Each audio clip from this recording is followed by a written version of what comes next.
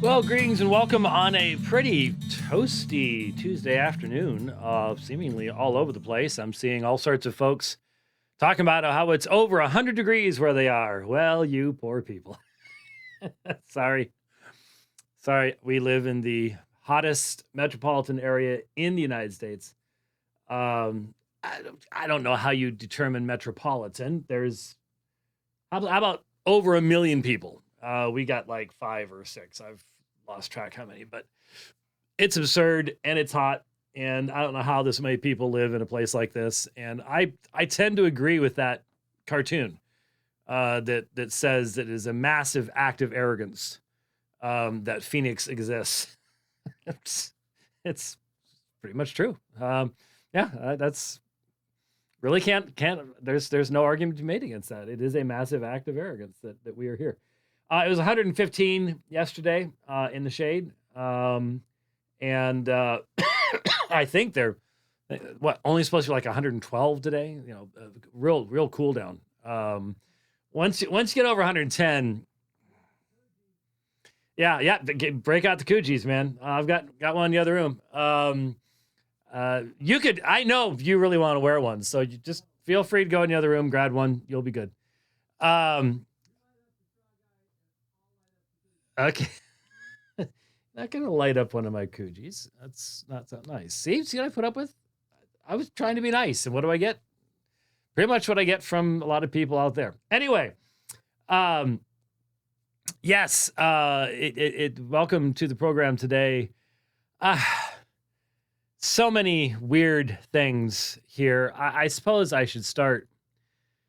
I don't know if you all saw the clips coming out from some sort of senatorial something. I don't know. I think it had something to do with some women's issue. I just honestly don't know what. But we have this is a Berkeley law professor. If you want to have a picture of why our society is absolutely doomed if there is not, I'm not even going to say if it does not. I don't think there's anything our society can possibly do in and of itself to avert doom at this point. If God is not merciful in bringing a great awakening level revival of truth, this insanity, and it's insanity. I do not apologize for calling this what it is. It's insanity. Will be the end of us. There's no two ways about it. Here's let's listen to this together. I actually have 2 clips, and it's the same lady, but you'll get the sense of things. Some of you have seen this already. Let's get a deep seat in the saddle here. Lead lives that are filled with dignity. Okay, never mind that. We did not remember to check this. It's been a long time since we did this. It's not the Dell. I think it's this one. I hope. Let's see. Lead lives that are filled with dignity and humanity. And that to means your, being to able your way to, of thinking, that happens when more Black babies are aborted. I believe, I trust, I love Black people with the capacity for pregnancy. I think they have agency, they have intelligence, they know what is best for themselves, and I would love to create the conditions under which they can live lives that are filled with dignity and humanity. And do you think a baby that before we go on, the listening to leftists again, back in the day when the Soviet Union still existed, you would hear Pravda, you would hear, and even with China as well after the fall of the Soviet Union, communist countries leftists abuse language. They abuse it. They redefine every term. And that's what we are seeing in our country today. Every word that used to have meaning, racism, we used to know what that meant. We used to know what a racist was. Now you're a racist for any reason. Now you're a racist for turning right too slowly in front of somebody else. I mean, it is used so widely it has no meaning anymore. Dignity and worth were just used. Dignity and worth in whose sight? What do those words even mean? If you cannot recognize the humanity of the preborn child, if you cannot recognize the scientific reality of the uniqueness of the genetic code that results from the fertilization process in human experience, if you cannot recognize, if you are so dull morally, ethically, and spiritually that you cannot recognize that you had a relationship. We know now. I was thinking Sunday night, I took Summer and Clementine and January to church. And they needed a ride, and so I picked them up, and on the way home, some funny conversation started in the back seat of the car, which often happens when you have girls the age of Clementine and January, and of course, Summer and I are sitting up front, and we're dying laughing. And Summer is in her last trimester. We're looking forward very much to the arrival of Ransom. And I'm listening to Summer laughing. And we know that the child in the womb can hear these things. And that the mother's voice and mental attitude impacts that child even before birth. But we live in a day where we have an entire political party that has become a religious cult. And this religious cult has as its central sacrament the murder of preborn children. So just as when I was involved many, many years ago with Operation Rescue, I was when my wife was pregnant with Summer. And my son had been born 7 weeks early. So he had been neonatal intensive care and things like that. And so I was already deeply aware at that time that there were people who felt it would be completely appropriate to have killed him in the womb. And the utter arbitrariness, the stupidity, the evil of looking someone in the eye and saying, yes, it would have been all right to kill that child on this day, but the next day, once he's born, then you can't, even though he was born prematurely. And there might be another child that is still in the womb that is 3 days older, or a week older, or 10 days older. But since they're in the womb is the deadly zone, and they're good to kill. You can chop them up, but you can't now chop up this one. At least there are people promoting the cult of death, the culture of death, who are open to us saying, yeah, we should give it 6 months, decide whether, 6 months down the road, it's not working out too well, you're not getting the sleep you need, go ahead and whack the kid. There are people that are now saying that. And that makes perfect sense from their worldview, because it's us that matter. It's me. It's my 401k. I am the only thing that really does matter, because there is no God. There is no future. There is no judgment. And so my personal happiness, however I define that, is all that matters. And so we have this cult that exists in our day. And joined with it, of course, is the denial of the most basic elements of human life: what a man is, what a woman is, what a mother is, what a father is, what a child is. All these things are now up for grabs in this insane, wacko, utterly shameful, should not be respected by anyone for any reason. Insanity, moral and spiritual insanity that exists in our day. But these are the people who run our universities. That's why, as a Christian parent, why would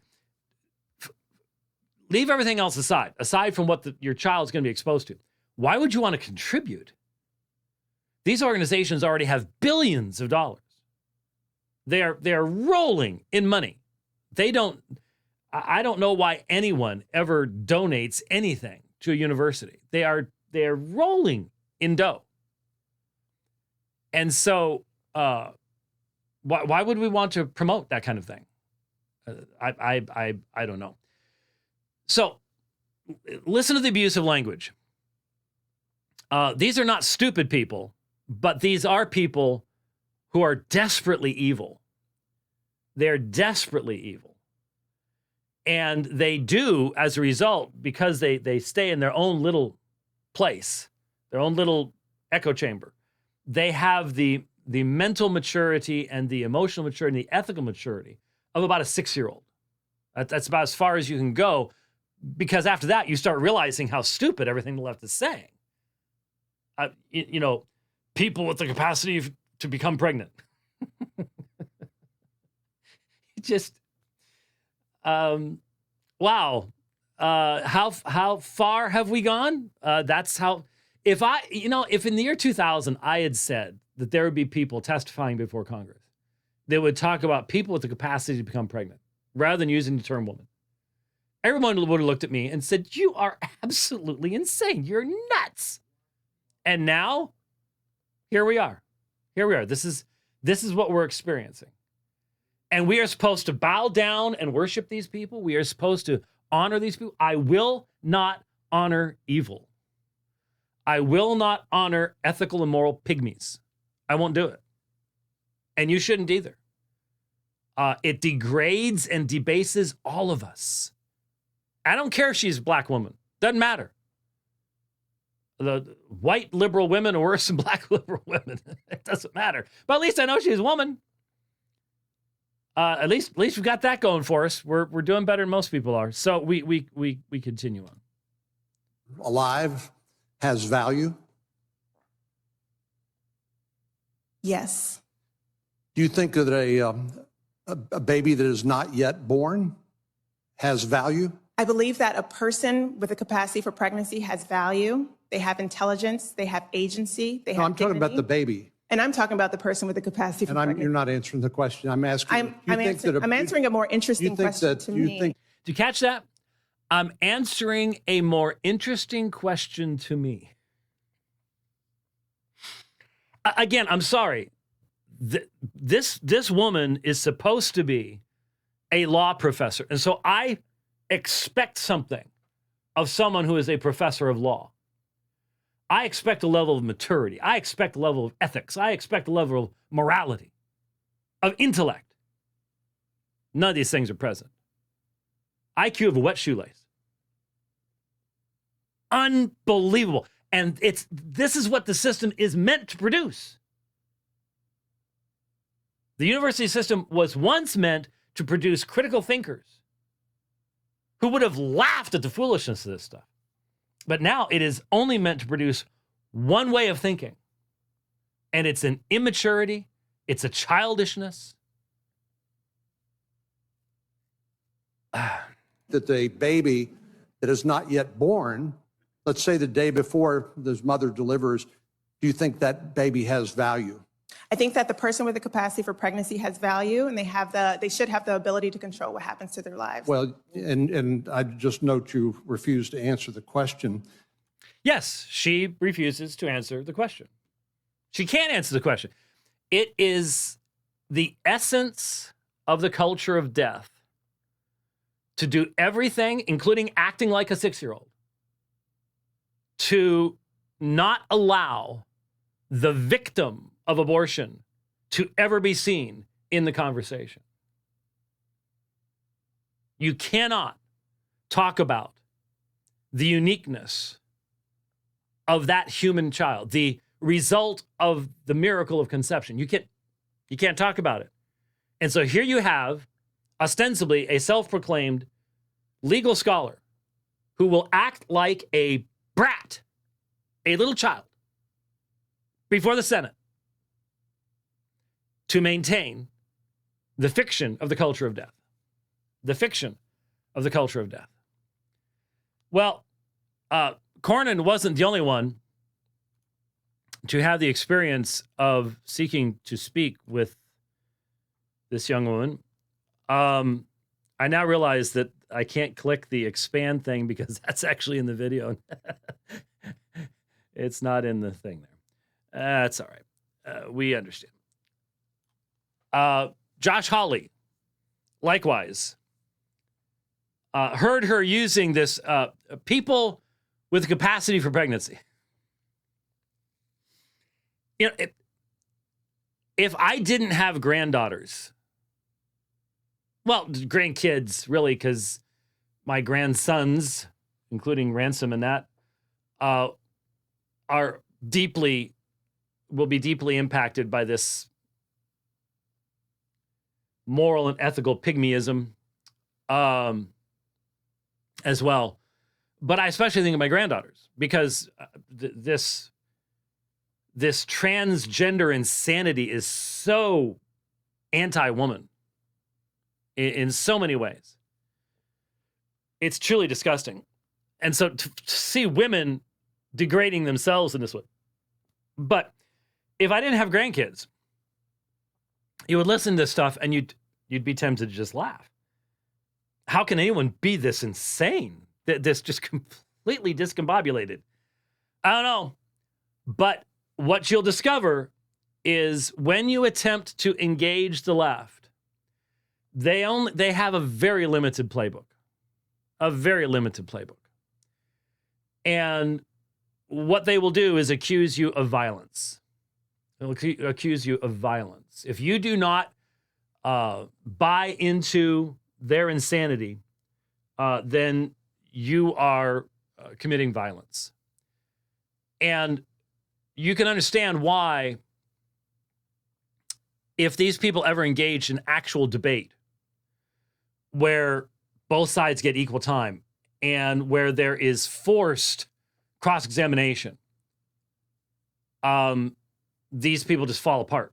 I mean, she's falling apart here. I mean, to any rational person, to any adult, it's obvious that she cannot even begin to defend her position. That's a given. But they get away with this because they own the media. There's no one that will push them. There's no one that will press them except a few people like this. So here's where Josh Hawley, well, just watch. Thank you, Mr. Chairman. Thanks to all of the witnesses for being here. Before I want to visit with you, Ms. Meskey, but before I do, I just want to clear one thing up. Professor Bridges, you said several times, you've used a phrase, I want to make sure I understand what you mean by it. You've referred to people with a capacity for pregnancy. Would that be women? Many women, cis women, have the capacity for pregnancy. Many cis women do not have the capacity for pregnancy. There are also trans men who are capable of pregnancy, as well as non-binary people who are capable of pregnancy. So this isn't really a women's rights issue. We can recognize that this impacts women while also recognizing that it impacts other groups. Those things are not mutually exclusive, Senator Hawley. Oh, so your view is that the core of this right then is about what? So I want to recognize that your line of questioning is transphobic, and it. Now, to catch that, so she can't talk about women's rights because she can't define a woman. She has been talking about people with capacity for pregnancy. And so now he's like, okay, so what is the essence of this right that you're talking about? Because it used to be called women's rights. But once you've destroyed women, you can't really have women's rights anymore. And so he's just slightly presses one step, one question. And immediately, well, this is transphobic. Transphobic. And you're supposed to just immediately drop to your knees. Oh, please forgive me for not embracing the mythology of your disconnected, drug-induced, hazed world where there's 147 different genders. But this is what you get. This is what you get, and that's, well, you're going to see. Opens up trans people to violence by not recognizing them. Wow, you're saying that I'm opening up people to violence by asking whether or not women are the folks who can have pregnancies? So I want to note that 1 out of 5 transgender persons have attempted suicide. So I think it's important Because of for my us- line of questioning? So Because- we can't talk about it? because denying that trans people exist and pretending not to know that they exist. I'm is denying that trans dangerous. people exist by Are asking you? you if you're Are talking you? about women Are you? having pregnancies. Do you believe that men can get pregnant? No, I don't think women can So get you are pregnant. denying that trans people exist? And that leads to violence. Is this how you run your classroom? Are students allowed to question you, or are Absolutely. they also treated like this, where No, they're they're told allowed that to they're question. opening up people to Oh, violence? we have a good by time in my questioning. class. You should join. I bet. You might learn a lot. Wow, I would learn a lot. I've learned a lot I just in this know. exchange. Absolutely.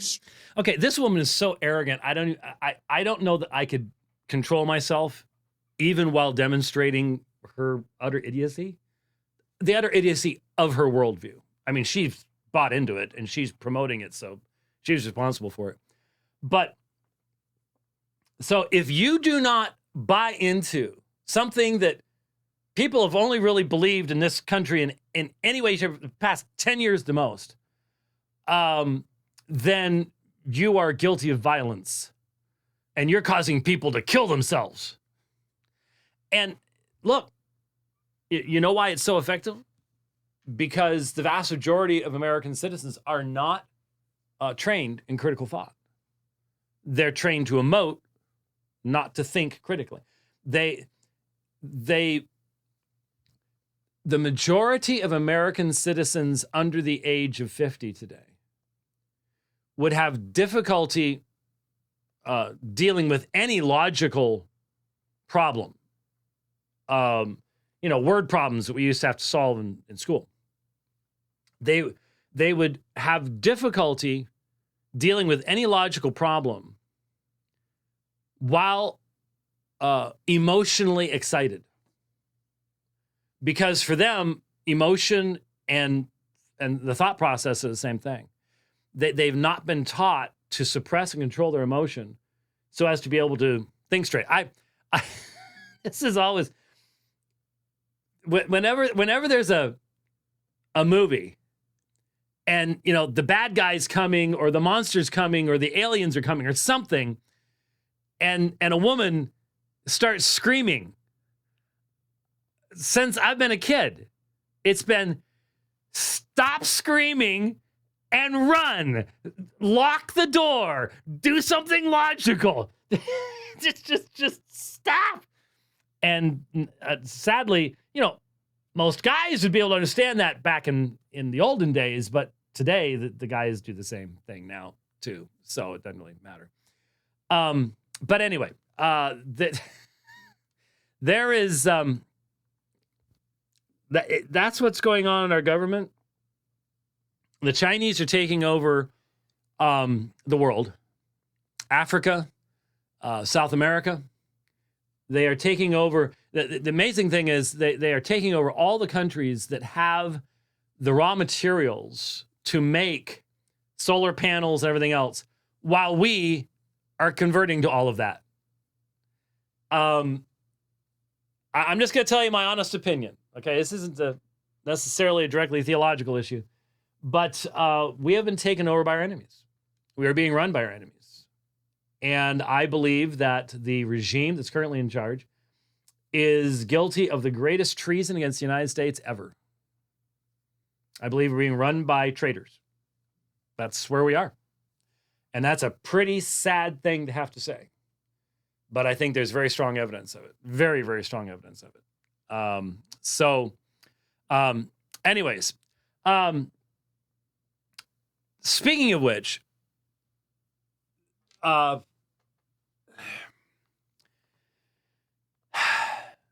there is a case. I'm seeing some positive evidence that the Jose Alba case, hopefully the corrupt prosecutor in Manhattan is going to give in to the tremendous amount of pressure that is coming against him and drop the murder charges. Jose Alba is a 61, something like that, year old guy working in a bodega. I guess that's sort of it's sort of like a inside 7-Eleven or something. I don't know. Convenience place in large cities, I guess. I don't know. Anyhow, some ex-con, I don't know if he knew the guy was an ex-con, his girlfriend's debit card didn't work.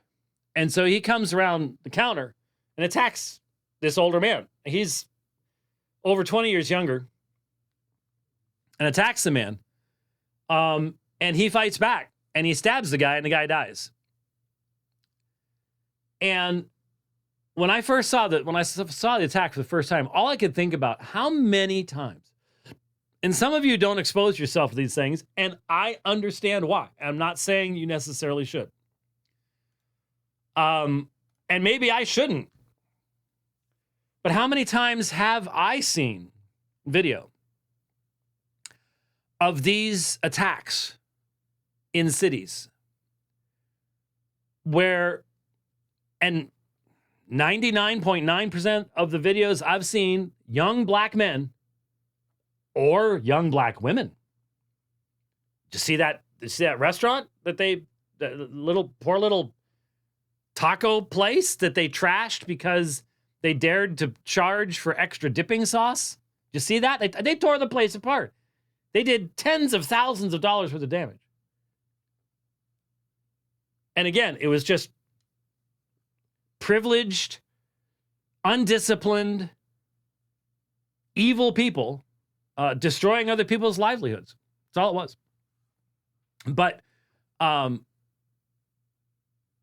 airports. Have you seen? Did you see that one? There's been a couple, but there was especially one where there was some black woman, young, early 20s, got angry about a delayed flight or something. I mean, man, anybody who, I used to fly a lot, and delayed flights, I know it's worse now. I get it. Why do you think I'm not flying? But it happens. And those poor people behind the counters have nothing to do with it. Okay? She's literally picking up those things where these people go this side, the big, deadly weapon. It's heavier than a baseball bat. And throwing it at people, swinging it at people.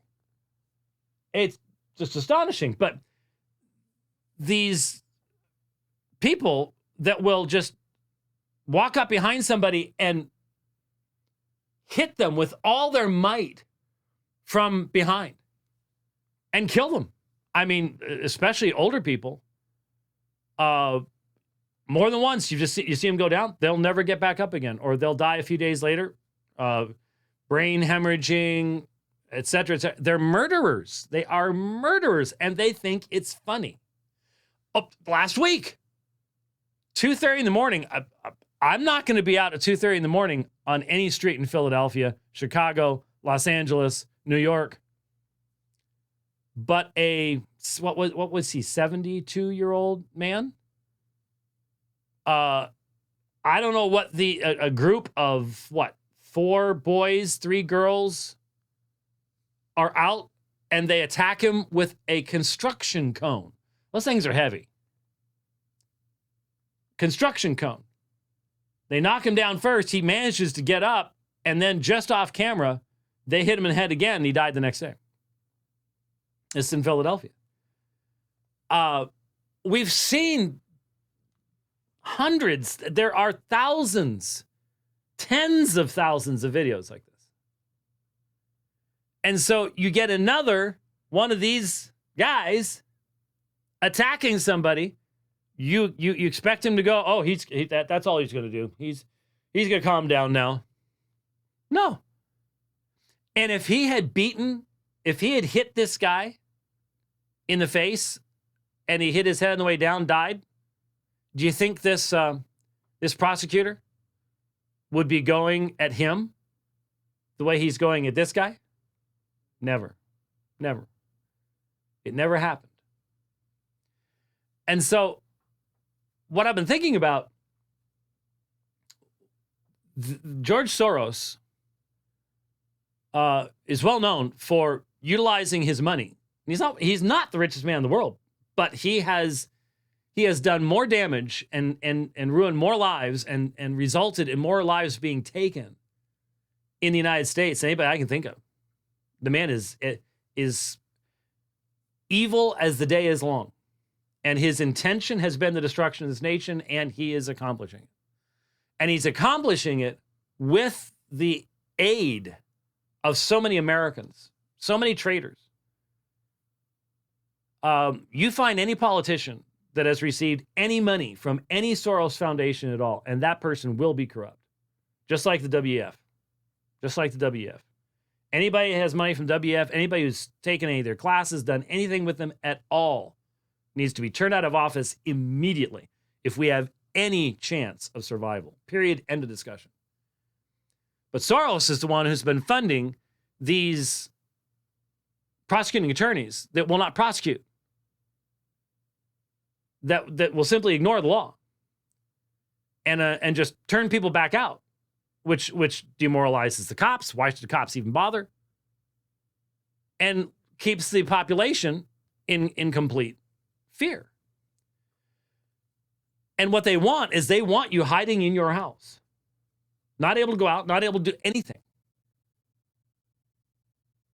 And even fearful, because the reality is, if these people break in and you defend yourself, even though we have laws that at least in red states would allow you to defend your wife, yourself, these people don't care about law. They don't care about the law. They will prosecute you anyways. They will find a way to do it. And they'll let the people attacking you go. They want to remove even your right of self-defense. They want a completely subdued, bow the knee, I'm not going to say a word against Big Brother population. That is what their goal is. The destruction of law and the overthrow of these things. Now, what does any of this have to do with the dividing line? Well, I want to read you a section from Deuteronomy.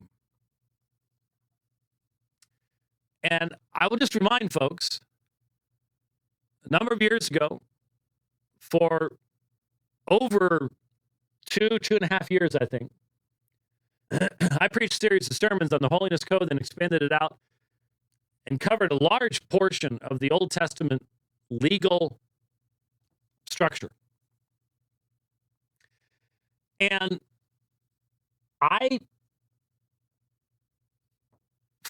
came to understand that while there are sections that there still needs to be worked on, God's law represents God's character.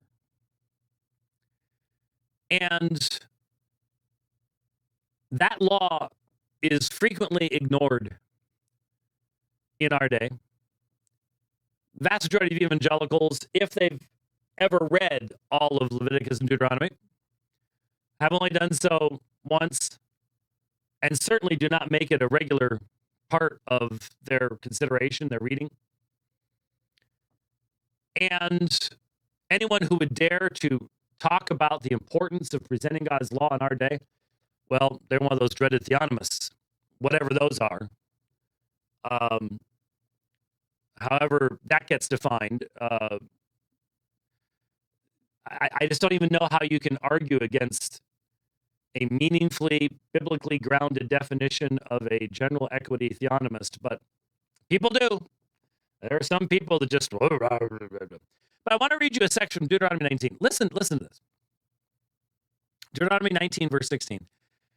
If a malicious witness rises up against a man to accuse him of wrongdoing, then both the men who have the dispute shall stand before Yahweh, before the priests and the judges who will be in office in those days.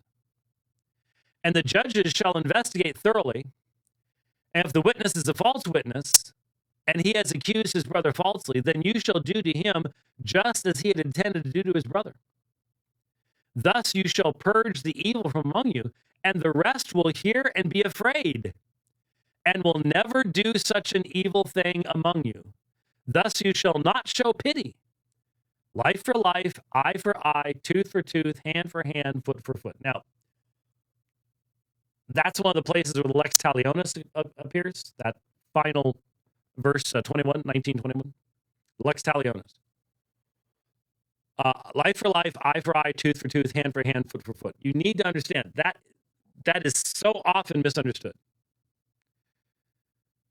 Because the context of the Old Testament law is normally not understood either, especially as it stood against other legal systems in the nations around Israel. Lex talionis is a limitation. It is a tremendous advancement. So, for example, in other systems of law, if a peasant offended a powerful man or a person of another rank or class, such as you have in Hinduism in India, even if the offense was slight, the punishment could be tremendous. God's law doesn't allow for that. It doesn't allow for the rich man and the poor man to have two different standards. There's to be one standard of law. There are no classes. And it can only be life for life, eye for eye, tooth for tooth, hand for hand, foot for foot. The punishment has to be commensurate with the damage that was done in the crime. So in this case, if you have a false witness and he is seeking through dishonesty to gain an advantage in business over his competitor, his brother, well, then the advantage that he was seeking should be taken from him and given to the other man. So if he was trying to gain 100 shekels, then he should lose 100 shekels, and that 100 shekels should be given to the man he was lying about. But if he's trying to get him killed, then his life was forfeit. So if he makes a false accusation that would result in the death penalty, and it is proven to be false, then his life has to be taken, life for life. Now, you'll notice the judges shall investigate thoroughly. So when I've been thinking a lot about this recently, we generally, what we're seeing today, what we are seeing in our own, what I'm seeing in my own experience, is how a wonderful legal system can be subverted as long as you have enough people in the system that are evil enough to want to subvert it. So when the large majority of people recognize the benefits of the system, then the system will continue to function and to work. Once you pass a tipping point and there are enough people that are evil in their hearts and they disrespect the law, they do not want the law to be equally applied to all people. They don't believe the law has a moral foundation, and they don't believe there's going to be judgment. When you read God's word, the Theopneustos revelation of Deuteronomy, and I hope you believe that's what it is, there is behind everything. When it says in Genesis, will not the judge of all the earth do right? There's an assumption there. It's the same assumption that Paul mentions in Romans 3. How then can God judge the world? Ever thought about that? When he says that, that means that it is a presupposition. It is a foundational presupposition that God is going to judge the world. That there is a righteous judge, and there is a day of judgment. And so that fundamental foundational reality lays behind all of this. Look up the term witnesses in Leviticus, Deuteronomy, and you will see this reality coming out. How witnesses are to be treated and how they're to behave, and the absolute necessity of honesty. Well, why? Let's be honest. Why should there be any honesty today? From a secular perspective, there is no reason for honesty. If you can get away with it, why not? What is the benefit of being truthful? Even from an evolutionary standpoint, what's the benefit of being truthful? If you can lie and get more of your genotype into the next generation from the evolutionary perspective, that's great. That's a moral good. So lie away. There's no judgment. The only negative is if you get caught. And if you get caught, then that might indicate that you don't have as much skill to pass on to the next generation anyways. See? So foundational to the Christian worldview is there's going to be judgment. And in the society that is envisioned that worships Yahweh, the righteousness of the individuals within that society, the more righteous people there are, the more righteousness is produced.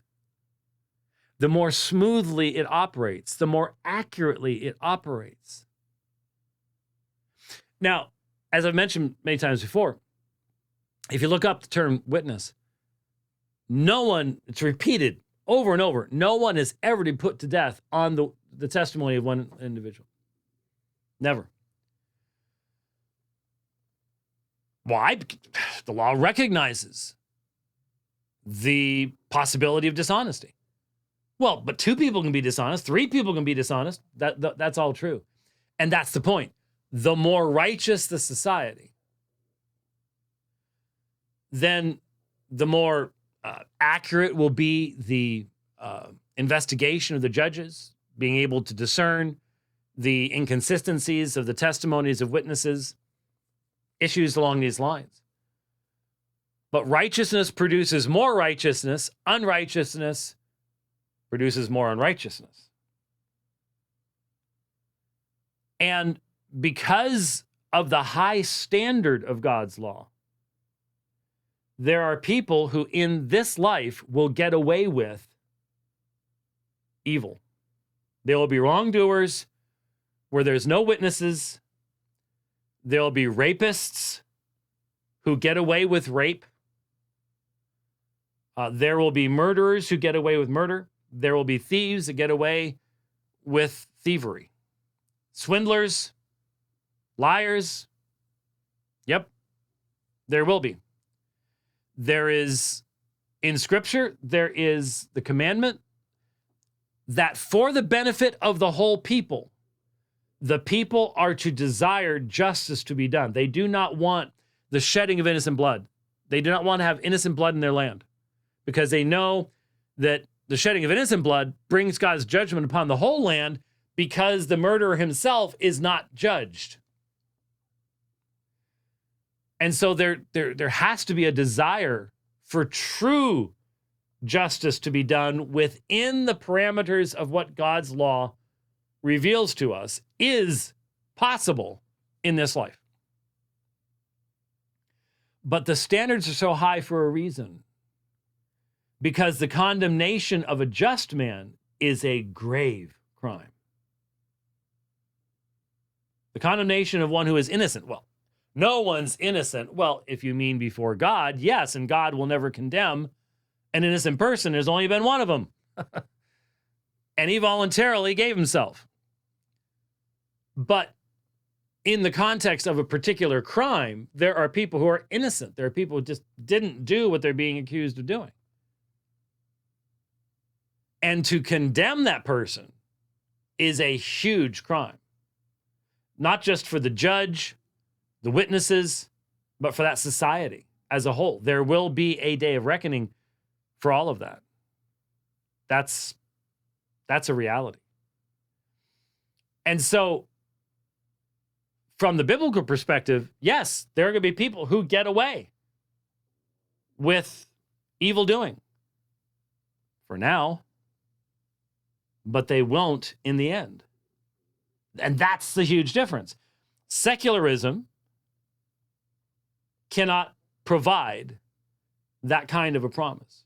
In fact, secularism, by its very essence, says there can be no such promise, and judgment has to take place in this life because there's nothing more to come. There is no great judge of all the earth. There will be no great day. And so I remind us once again, as we look at what's happening in our land,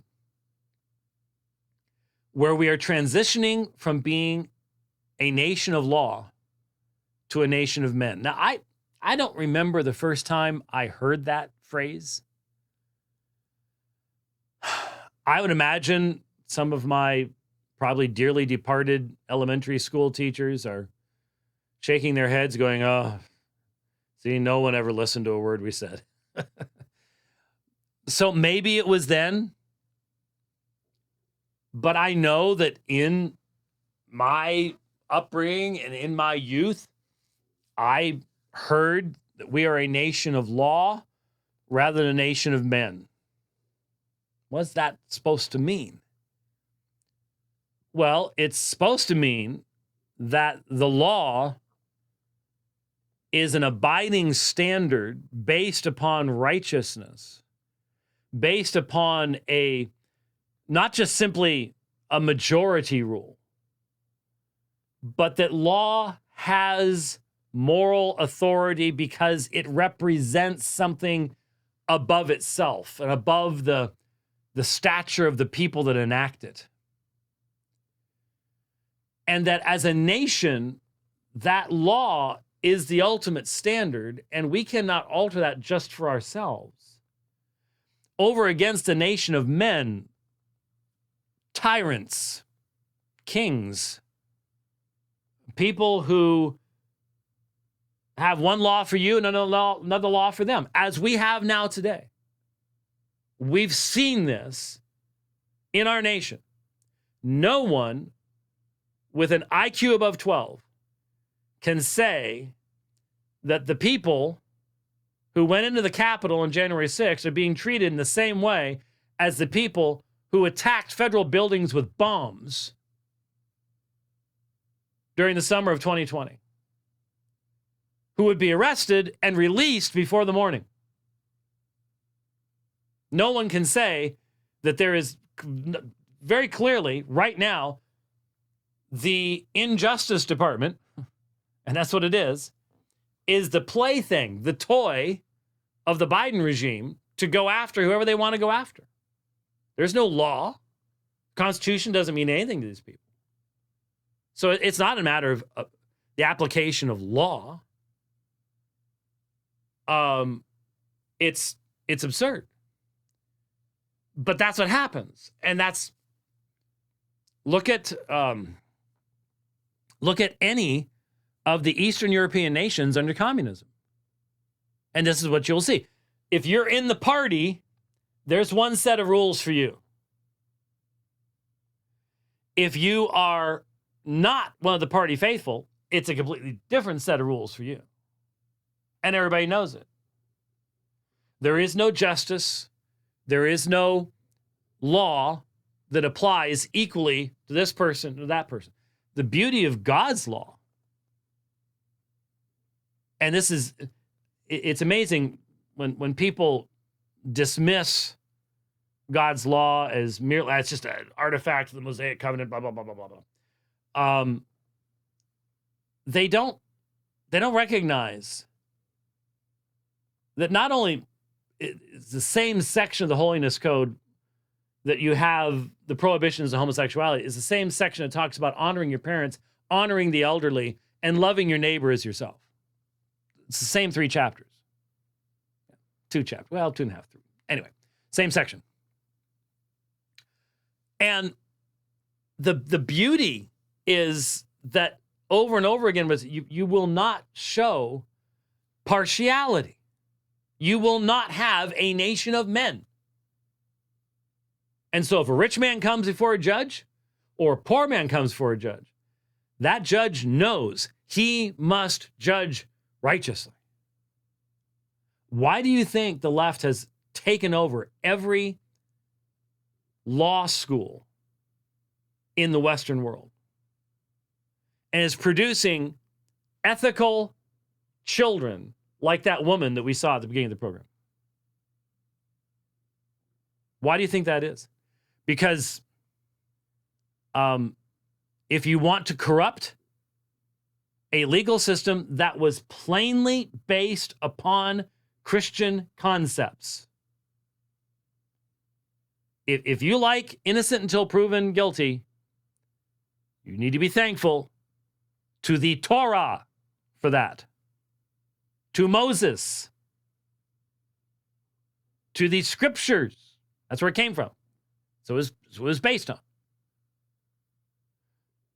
So if you're going to destroy that, then you have to produce people who can be so twisted in their thinking that they can subvert the system. And that's exactly what's going on. That's exactly what has happened. It's a part of God's judgment. I mean, none of us in this life can necessarily discern with perfect accuracy what is the judgment of God and what is that which brings the judgment of God.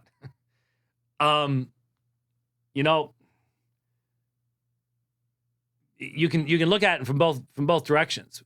Once you have a people that can't tell the difference between a man or woman anymore, that's definitely the judgment of God. Okay? I mean, there's just so much perversity that has to come before that. Yeah, that's. But where do you exactly draw the line? I don't know.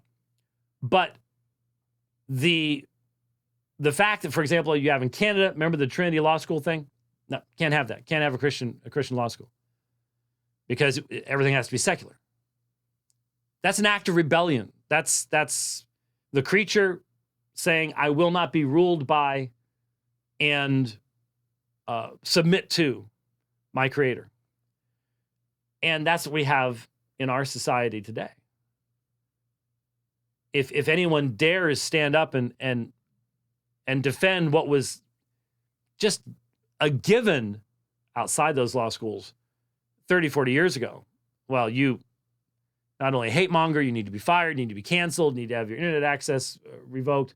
And once they start digital currency, all your money needs to be taken away, and you just need to starve to death. And if you don't think that the left will do that, you don't know history. I've told you about the Holodomor before. I've told you what Stalin did to the Ukrainians. Millions starved to death. You don't think he'd do that? You don't think the left will do that? I understand what it is, because see, when we think of Stalin doing that, when you think of Stalin, that was way back then. Look, there are people alive today that remember Stalin. But that was way back then, and man, he was scary looking. And wow, you had Hitler and Stalin and Mao, and oh yeah, those are really bad. And Mussolini, and Italian, but still. But that was way back then. I just think a lot of people have a hard time looking over here on my screen as the program started was Elizabeth Warren. And we look at Pocahontas and we laugh at her. She's a liar. We know she can't put together an argument worth nothing. AOC, oh my goodness. ignorance personified. And we can't realize Warren is sitting over there saying, we need to shut down crisis pregnancy centers because they fool people into thinking that, they're looking for abortion care, and they fool people and get them to stop having abortions. She's probably demonized. She's probably demonized. Do you have any idea how many children have been murdered because of people like her and their insane love of death? Oh, but she's just too silly. She got all of her positions by claiming to have been an American. I can't take that seriously. You better. I think that's what it is. We look at these people and it's like, oh, yeah, those people back then, Stalin, ooh, millions and millions died at his hands. But there's nobody like that today. Yes, there is. Xi Jinping. Whoever the current wacko head of North Korea is. He's actually executed some of his enemies with an anti-aircraft gun. Do you know what that looks like? To shoot somebody with an anti-aircraft gun? There's not enough left to even identify parts. Wood chippers? Yeah, there are that kind of evil people in the world today. And we just don't want to believe it. Well, it's just a matter of opinion and everything.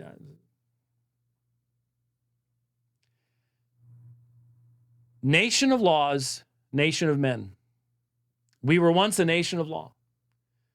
And some of us understood why. We are no longer a nation of law. And the superstructure upon which that was built, it's not just going to stand there. It will eventually collapse in and of itself. And then you have anarchy. And when you have anarchy, people cry out. And that's when the totalitarians step in with the goose-stepping militarized police and give you what you're looking for. And what's been lost is freedom, liberty, the things that founded and made this nation great. That whole foundation was found in our book. And it's beautiful. And it's amazing to me how many Christians do not thank God for the beauty and balance of his law. We have something to offer the world. Christ or chaos. It's true. It really seems to me that there are a lot of Christians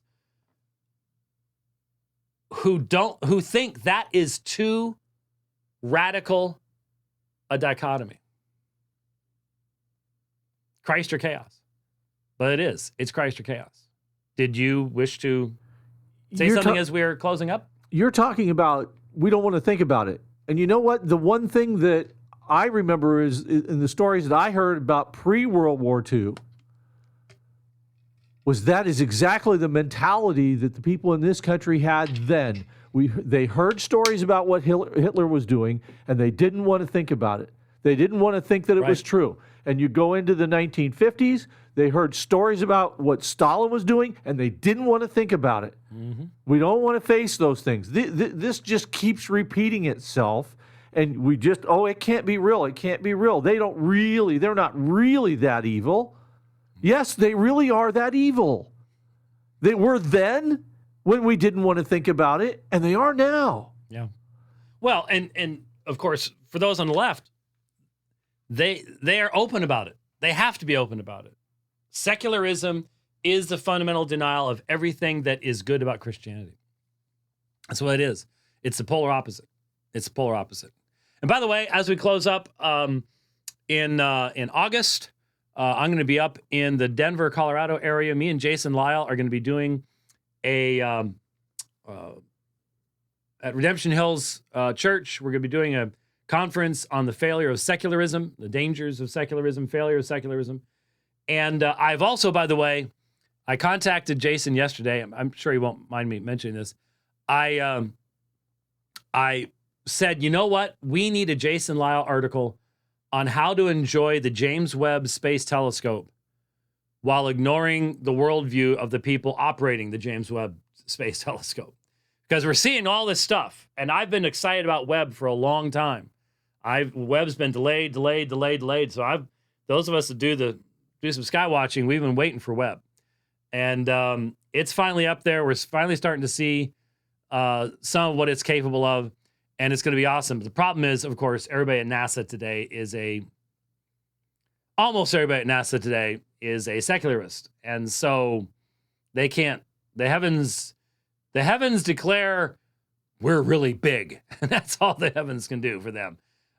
So we need to, I hope Jason will put together an article for us to help us to filter out the zaniness coming out of NASA and enjoy the beauty of God's creation.